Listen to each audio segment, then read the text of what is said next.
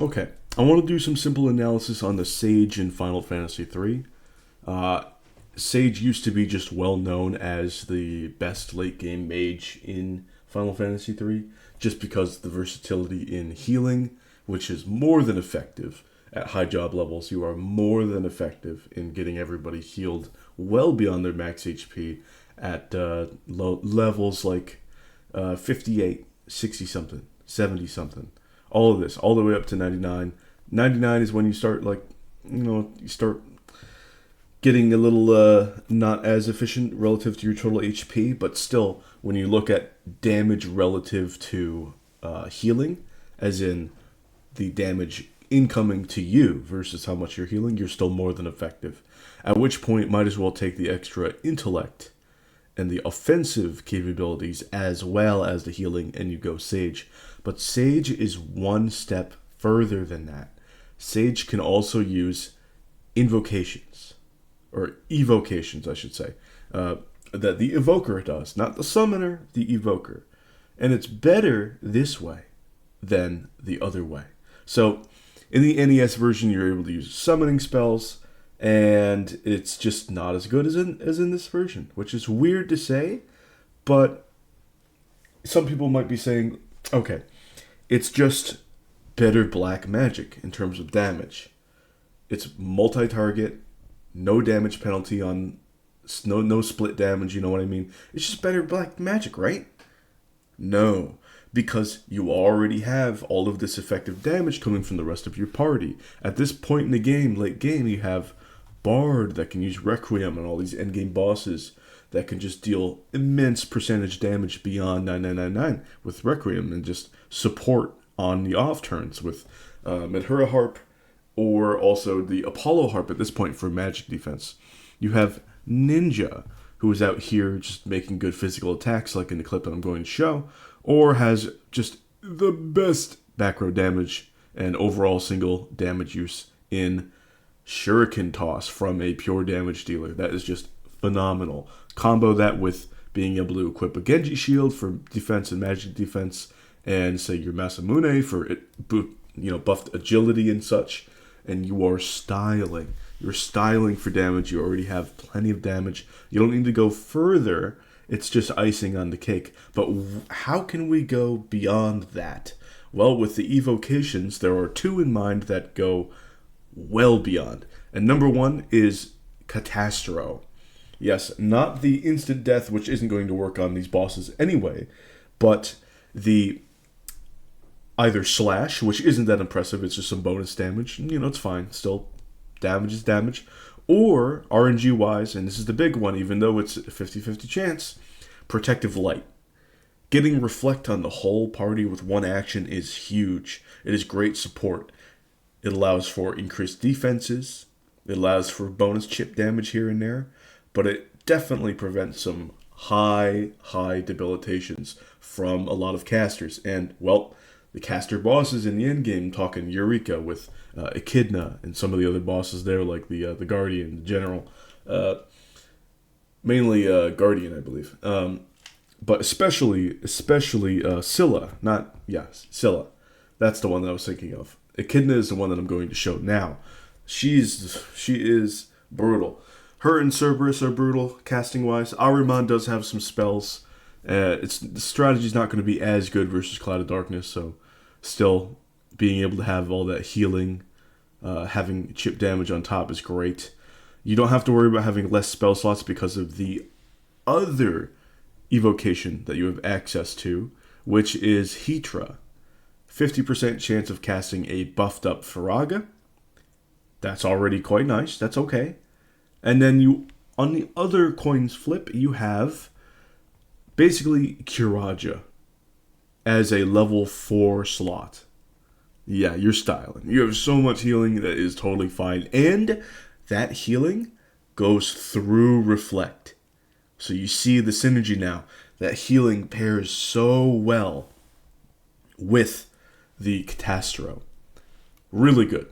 So you pair this up with Elegy, which is the Apollo Harp song from the Bard here, and the Provocation of the Viking, which is going to tank all sorts of physical damage.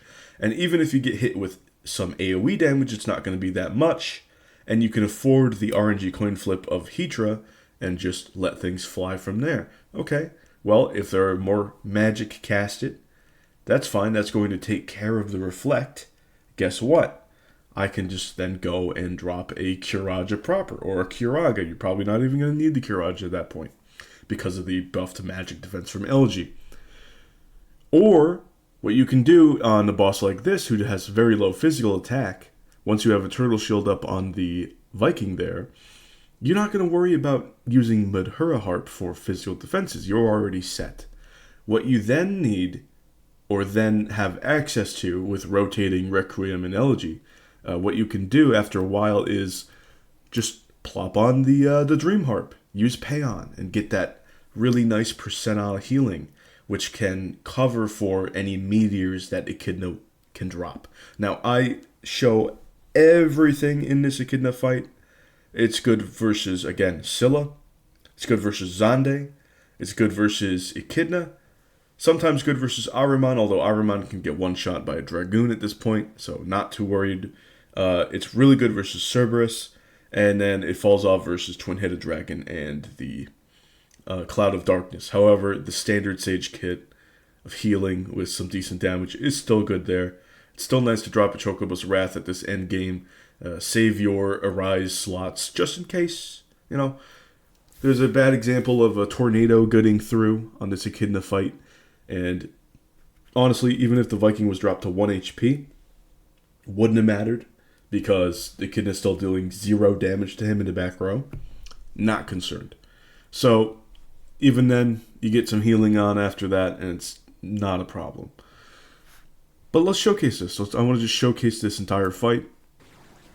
I'm going to actually mute this because I do commentary. This is part of my old video. This is why I hesitated to showcase the Sage, because, well, I already have it on recording. But this is in a long, hour-long video, and it's in the middle of it. And it's not titled, the chapter's not titled Sage Popping Off, because the whole party's popping off. It's just titled Echidna, or Echidna Fight.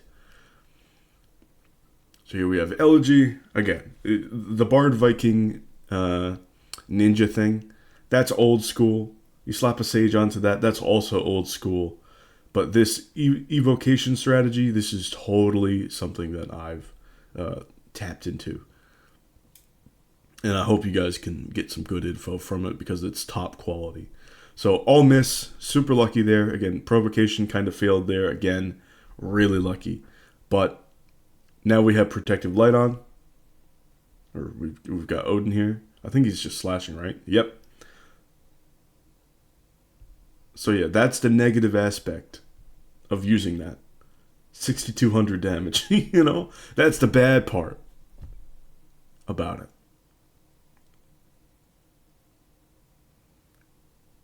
We're about to see the good part. So this time, Provoke is going to work. We're going to hit that Requiem for absurd damage. Look at that. Physical attacks, I'm going to save my shurikens. Still amazing. She drops a drain. Oh my god, that's so scary. But we have Elegy on, and the damage is incredibly minimal. And here we finally have Protective Light in the second round. And now, all reflect on every party member. And sure, we're not at max HP, but we are in prime survivability here.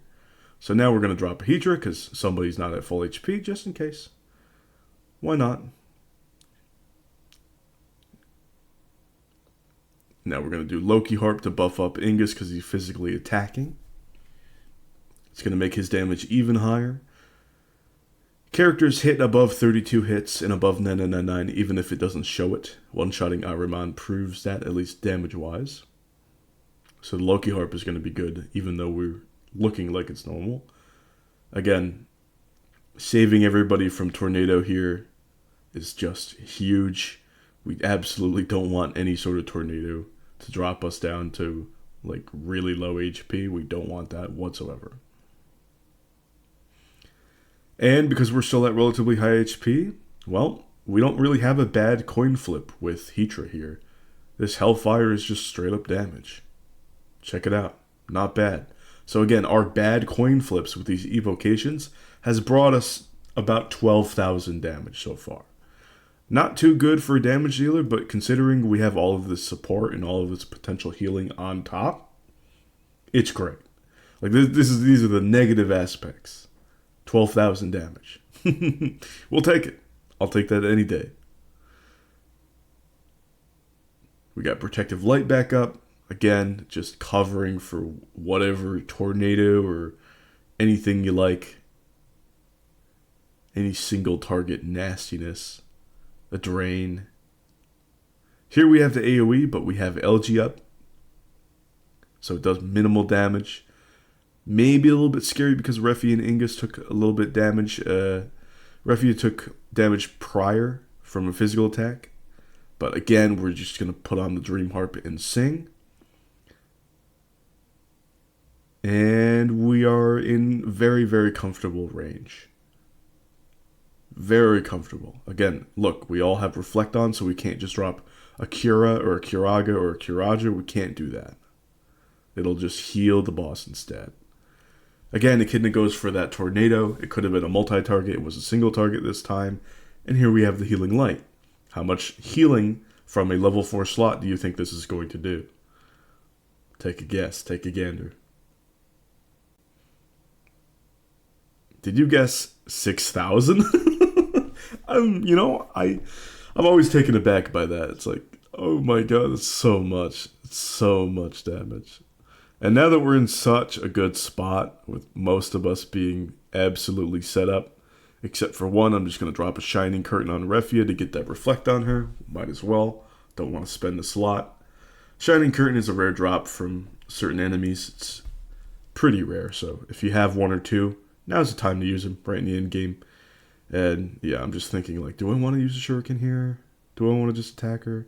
I'm just going to attack her. Getting physical, or no, that was Minuet. That was, physical attack buff for Ingus there. I don't know why I thought physical defenses were more than set for that. The turtle shell with all the defenses is covering that. Here we have Death. Again, really good to have that nullified. Protective Light is putting in huge work. Huge work. As well as all the other party members. Here, I go in, I'm like, everybody's chilling. Nobody's being a threat. Sure, I could have thrown on the second Shining Curtain, but I just want to finish Echidna off. I'm pretty sure Echidna's got low HP, which means Requiem's not going to do that much from the Bard, and I can just get bonus damage in from the Sage. Not concerned. And yeah, it's dead. So there it is, big showcase. Again, there's the positives, there's the negatives. It's all totally fine. This party composition is absolutely nuts. It's something that's been solved for over a decade now. But I just wanted to showcase the Sage particularly because it can be taken to new heights with this evocation strategy. I hope you liked that. I hope you enjoyed, learned something. Let me know, and I'll see you guys some other time. Bye.